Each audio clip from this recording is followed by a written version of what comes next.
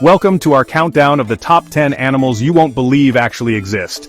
Here, in the grand theater of the natural world, evolution has occasionally indulged its more whimsical, and frankly, rather bonkers side. We're about to embark on a journey to the furthest, most astonishing corners of biodiversity, to meet creatures that stretch the very definition of animal. Prepare yourselves, for what you are about to witness will challenge your perceptions and perhaps even make you question the sobriety of Mother Nature when she designed these particular marvels. It's a veritable parade of the peculiar, a menagerie of the mind-boggling.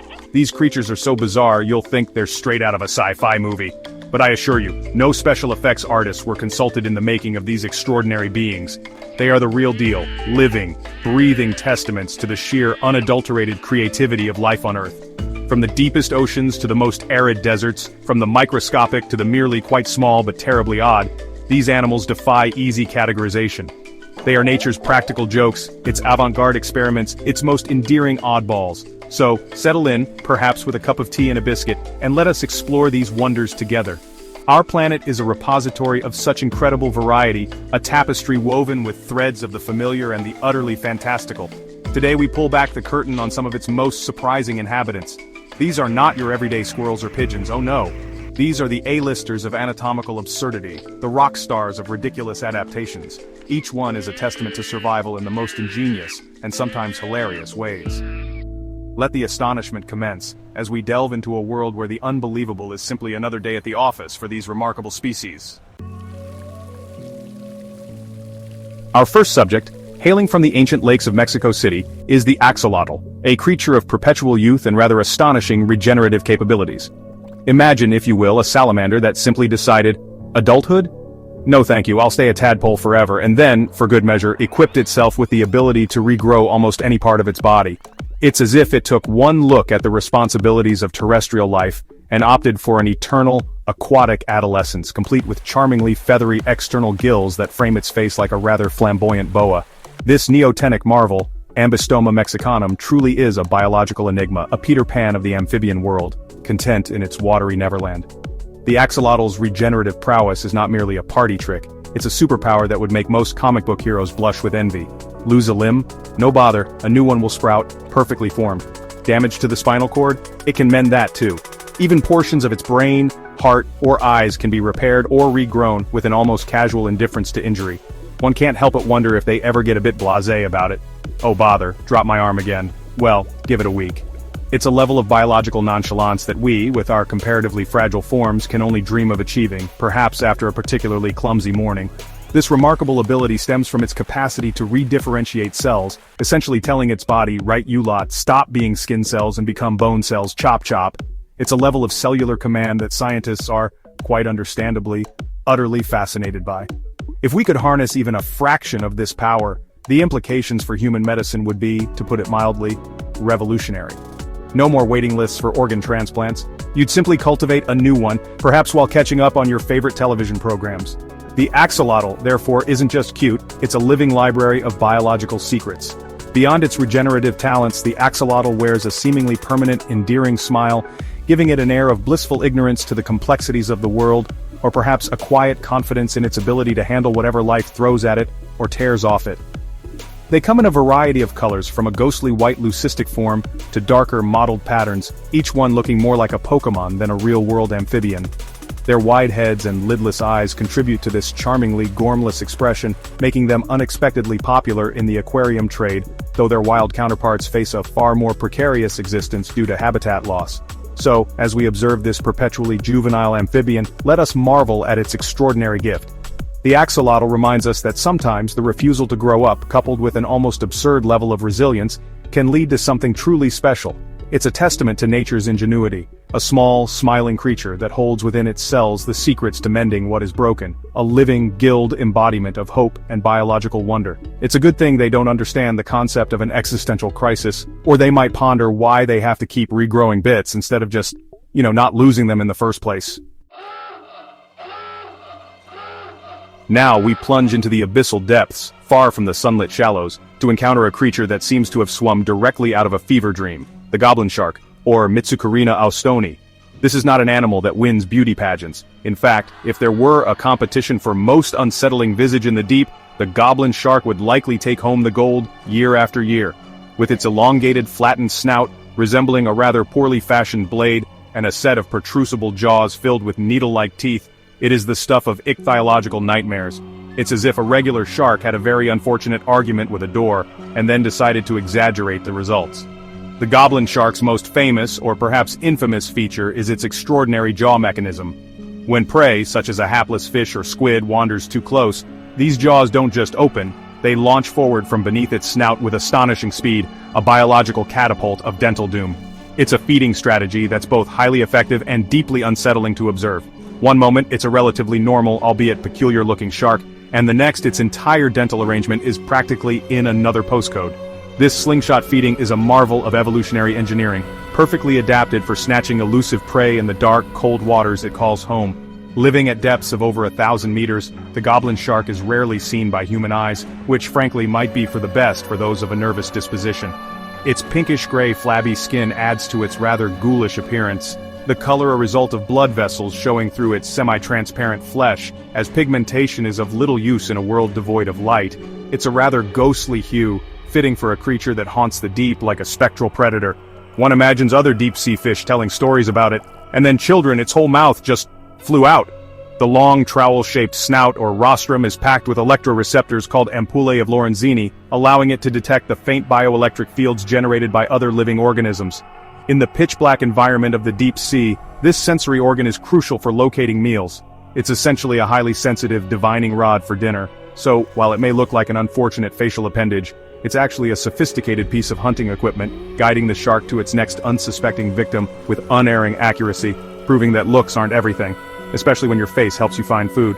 So, the goblin shark, a creature of profound oddity and specialized predation, reminds us that the deep ocean is a realm of unimaginable pressures and equally unimaginable adaptations. It's a living fossil, its lineage stretching back millions of years, a survivor from an ancient world. While its appearance might be startling, even comical in a macabre sort of way, it is a perfectly honed hunter of the abyss, a testament to nature's willingness to experiment with form and function, even if the result looks like it's perpetually surprised by its own reflection, or perhaps it's just seen its own dental bill. From the vast, dark abyss, we now shrink our focus, dramatically, to the microscopic realm, to meet a creature so resilient it makes superheroes look rather fragile. I present the tardigrade, affectionately known as the water bear or moss piglet. These tiny invertebrates, usually less than a millimeter long, are quite possibly the toughest animals on the planet. They look like miniature, eight-legged gummy bears that have seen better days, or perhaps tiny Michelin men who've misplaced their tires. Their charmingly clumsy appearance belies an almost absurd level of invincibility. What makes the tardigrade so extraordinary is its ability to enter a state of cryptobiosis, a kind of suspended animation when conditions become unfavorable. And by unfavorable I mean conditions that would spell instant doom for almost any other life form. Extreme temperatures? The tardigrade can survive being frozen to near absolute zero, or heated to well over 150 degrees Celsius. Dehydration? It can lose almost all its body water, shrivel into a tiny, desiccated ball called a ton, and remain in this state for decades, only to reanimate with a splash of water. It's like they just hit the pause button on life. But wait, there's more to their astonishing resume of resilience. Tardigrades can withstand pressures 6 times greater than those found in the deepest ocean trenches. They can shrug off lethal doses of radiation, levels that would be catastrophically fatal to humans. And perhaps most astonishingly, they have even survived exposure to the vacuum of outer space. Yes, these tiny, pudgy creatures have been sent into orbit, exposed to solar radiation and the void, and returned to Earth rehydrated and carried on as if nothing particularly untoward had happened. One wonders if they sent postcards. How do they achieve such remarkable feats? Their secret lies in a complex array of biochemical wizardry, including the production of unique proteins that protect their DNA and cellular structures from damage. When they enter the ton state, these proteins form a glass-like matrix within their cells, effectively putting their delicate machinery into protective custody until conditions improve. It's a biological masterclass in self-preservation, a microscopic survival kit that allows them to persist in environments where angels, and indeed most other organisms, would fear to tread, or in their case, amble. So the humble tardigrade, the water bear, the moss piglet serves as a profound reminder that toughness comes in all sizes. These microscopic marvels, bumbling through droplets of water on mosses and lichens, are champions of survival, capable of enduring the unimaginable. They are a testament to the tenacity of life, proving that even the smallest among us can possess the strength to weather any storm, or indeed, any cosmic ray. They really are the ultimate adventurers, even if their adventures are mostly about not dying in increasingly creative ways. Chapter 4. Our next creature takes us to the vast windswept steppes of Central Asia, where a truly unique-looking antelope roams, the saiga. At first glance it might appear to be a fairly standard ungulate, but then your eyes are drawn to its nose, and what a nose it is. Large, bulbous and comically pendulous, it droops down over its mouth, giving the saiga an expression of perpetual, slightly bewildered concern. It's as if it's constantly on the verge of a very loud sneeze, or perhaps auditioning for a role as an alien in a low-budget science fiction film from the 1950s. This extraordinary proboscis is far from being a mere aesthetic quirk. It's a highly specialized adaptation to its harsh environment. During the scorching summer months, the large internal surface area of the nose, complete with intricate nasal passages and mucous membranes, helps to cool the saiga's blood before it reaches the brain. It's a built-in air conditioning unit, essential for survival under the relentless sun. One might say it's a nose that knows how to keep a cool head, quite literally. It also filters out dust kicked up by the herds during their migrations across the arid plains.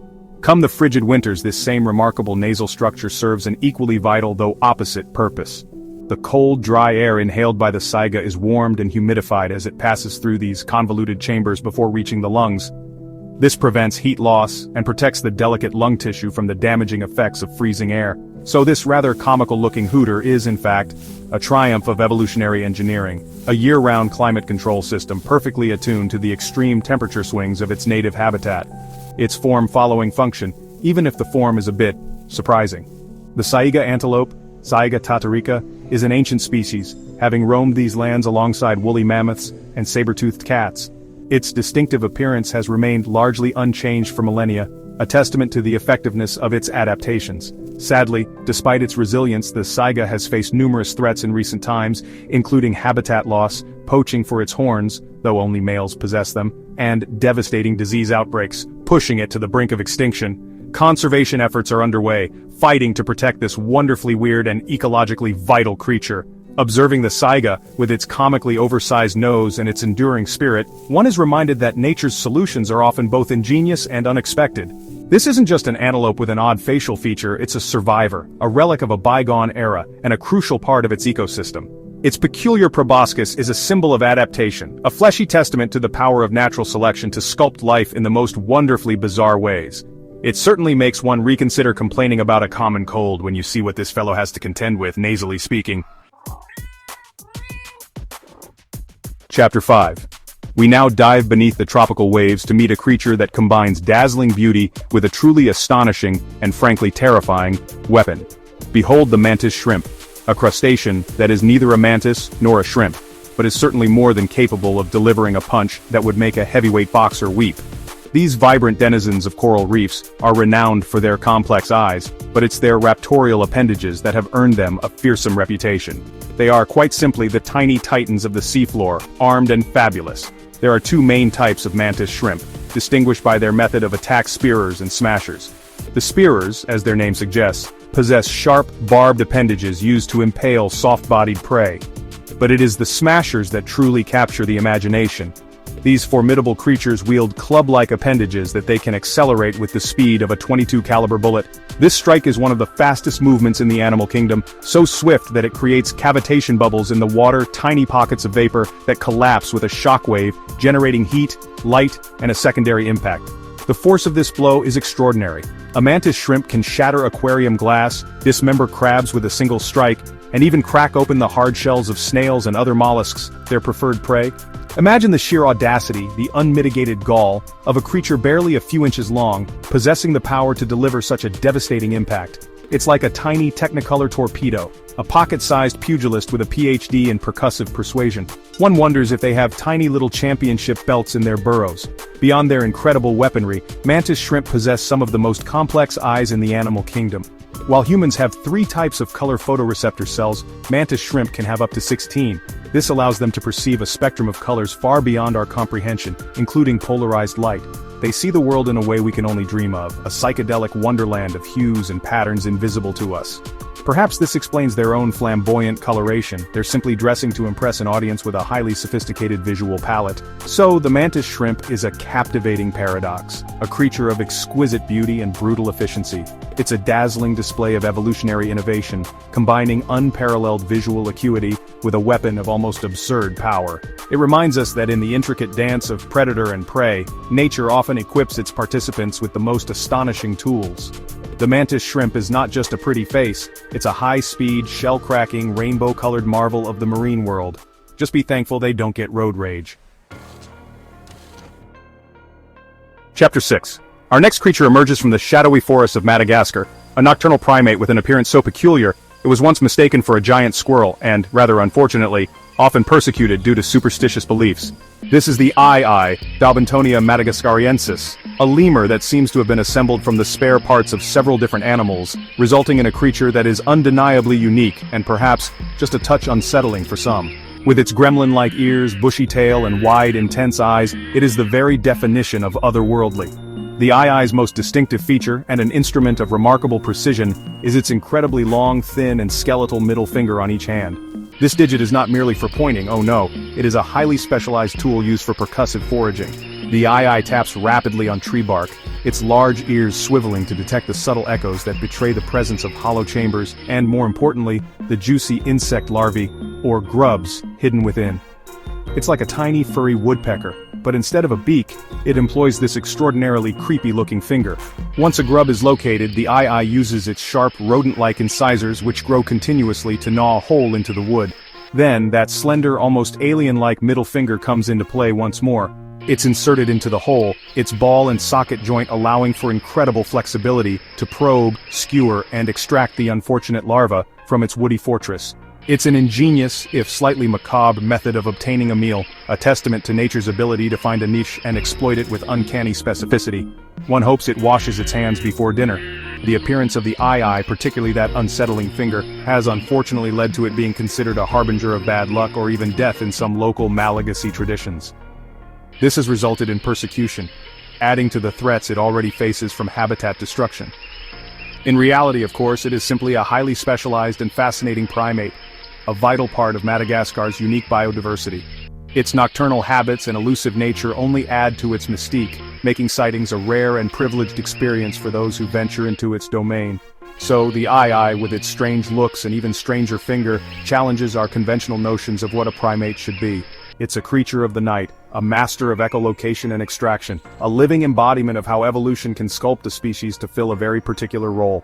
Whether you find it creepy or cool, there's no denying the eye is a marvel of adaptation, a wonderfully weird and utterly unforgettable inhabitant of one of Earth's most extraordinary islands. It certainly gives a new meaning to finger food. Chapter 7. The Azure Ocean Drifter, Blue Dragon. We return to the ocean, but this time to its sun-dappled surface. To meet a creature of such ethereal beauty, it seems to have drifted from the pages of a myth.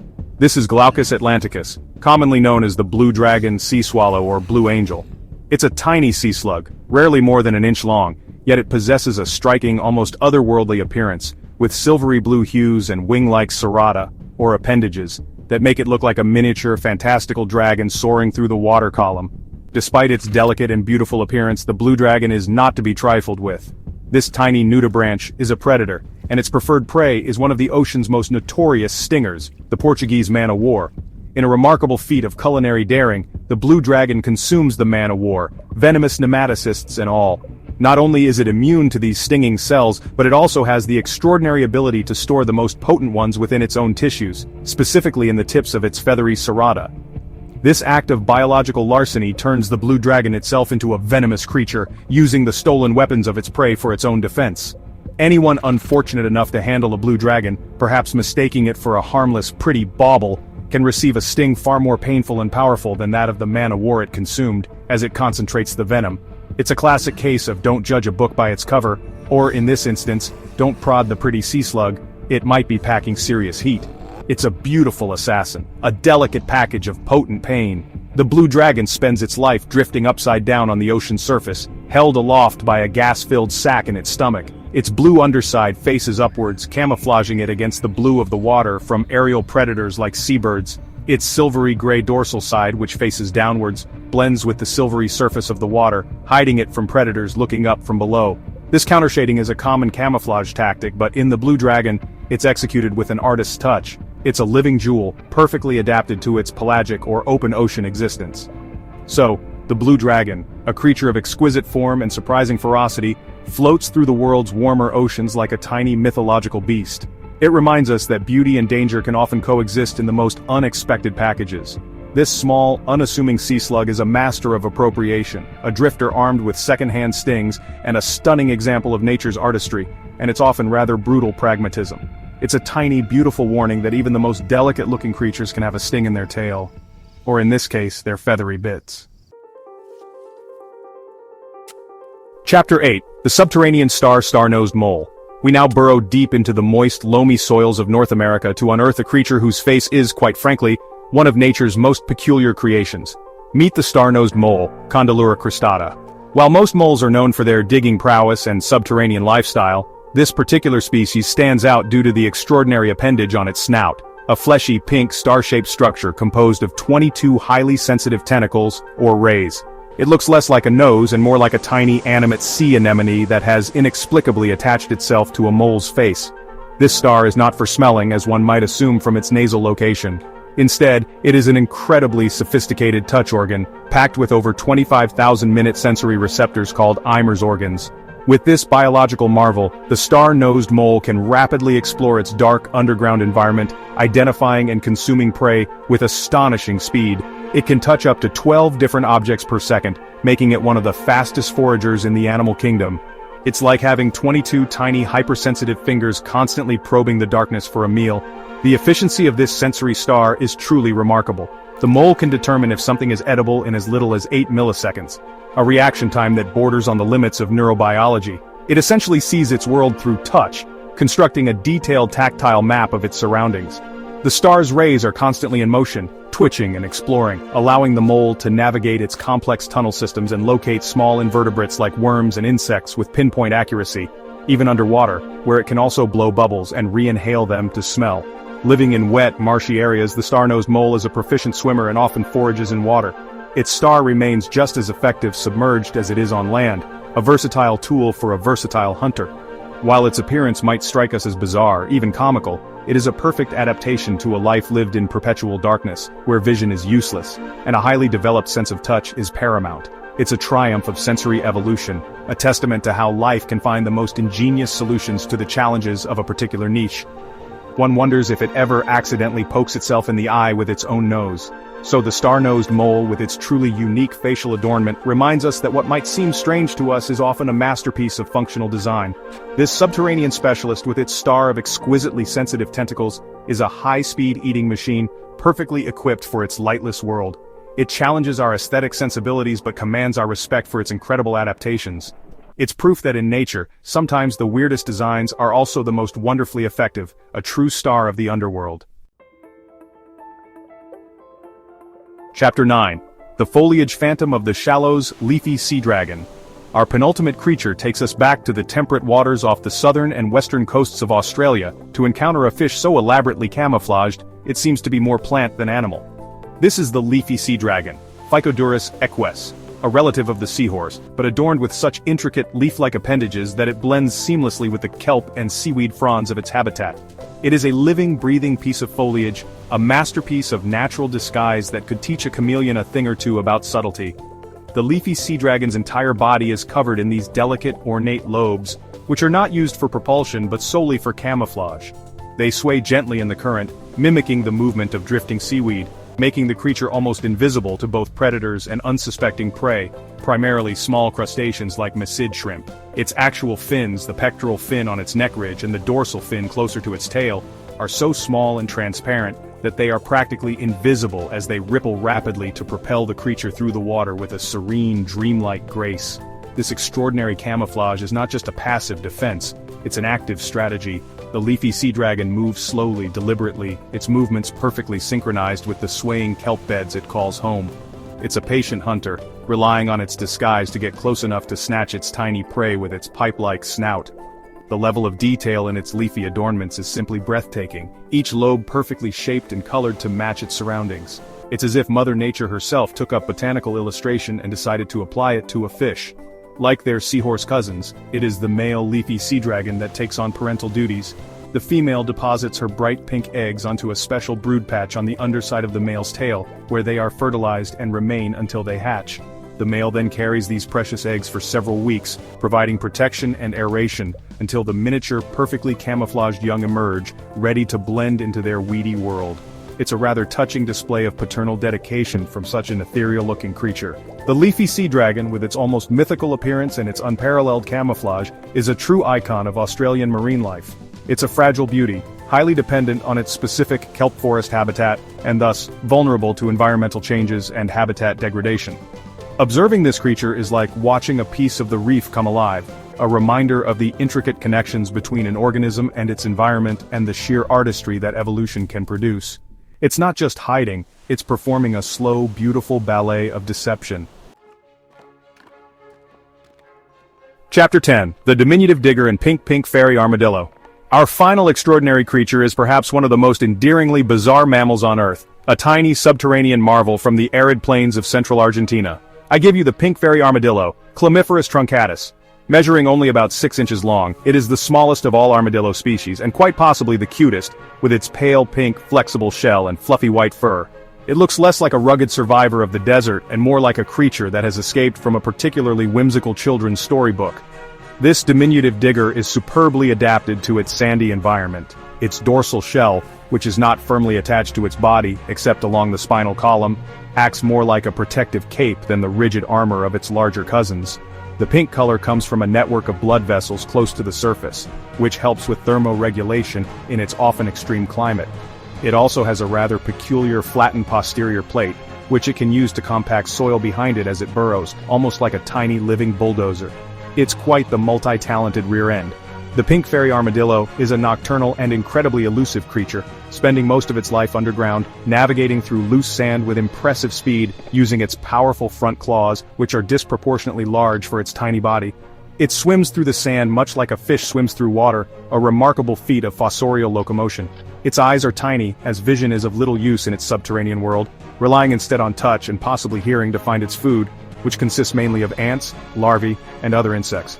Due to its secretive nature and specific habitat requirements, dry, sandy soils, the pink fairy armadillo is rarely seen, and much about its biology and behavior remains a mystery to science. It is incredibly sensitive to environmental changes and stress, making it very difficult to keep in captivity, which adds to its enigmatic reputation. Its fragility, combined with its utterly unique appearance, makes it a truly special and rather precious member of the animal kingdom. It's as if a regular armadillo was shrunk in the wash and then accidentally dyed pink. So, as we conclude our tour of nature's oddities, the pink fairy armadillo serves as a charming final exhibit. This tiny, pink-shelled creature, with its almost mythical qualities, reminds us that even the most seemingly improbable animals are real, each sculpted by evolution to fill a unique place on our planet. It's a delightful enigma, a miniature marvel that proves that sometimes the most unbelievable creatures are also the most wonderfully endearing. It's a perfect, pocket-sized testament to the endless creativity of life. And so our journey through the world of wonderfully weird and mind-bogglingly magnificent creatures comes to a close. From the regenerating axolotl to the perfectly pink fairy armadillo, we've encountered beings that defy expectation and expand our understanding of what life on this planet can be. These animals, each a masterpiece of adaptation, remind us that the natural world is filled with an endless capacity for surprise, innovation, and dare I say, a rather excellent sense of humor. It's a privilege to share this earth with such extraordinary neighbors. Which of these animals blew your mind? Was it the goblin shark's terrifyingly protrusible jaw, the tardigrade's cosmic resilience, or perhaps the sheer audacity of the mantis shrimp's punch? Each one offers a unique glimpse into the relentless creativity of evolution. The variety is simply astounding. A vibrant tapestry of life forms, each playing its part in the grand ecological orchestra. We'd genuinely love to hear your thoughts and which of these peculiar players captured your imagination the most. Let us know in the comments below. Thank you for joining us on this expedition into the truly unbelievable. We hope it has sparked your curiosity and deepened your appreciation for the sheer diversity of life that surrounds us. There are always more wonders to discover, more bizarre and beautiful creatures waiting in the wings. Don't forget to like, subscribe, and hit the bell icon for more amazing content from Arthur Ibaji as we continue to explore the marvels of our incredible planet. Until next time, Keep exploring, and keep wondering.